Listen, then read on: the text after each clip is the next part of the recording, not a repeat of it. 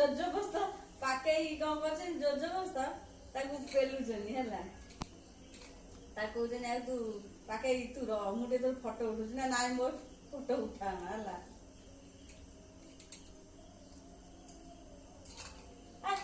ମତେ ପୁରା ରାତି ଅଧା ଲାଗି ମୁଁ ବିରକ୍ତି ଲାଗିଲାଣି ମୁଁ ଶୋଇବି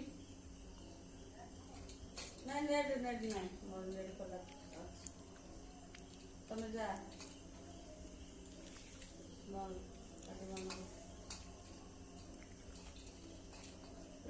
ଯିବା ଲୋକ ଶୋଇବା ଲୋକ ତମ ଦିଦ ଭଲ ଲାଗେ ଶୋଇ ପଡିଥାନ୍ତି କଣ ଖାଇବାକୁ ହେଇଥିଲା ଆଜି मशरूम ପିଠା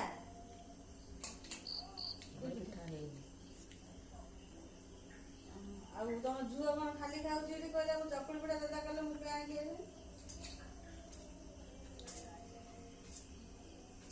ତମେ ତ ଦବା କଥା କେତେବେଳେ କହିବନି ଖାଲି ସବୁବେଳେ ଦବା କଥା କହିବ कल तो पड़ेगा काम बुझो बुझो କହୁଛି ଝୁଅ କିଛି ଖାଉନି ହେଲା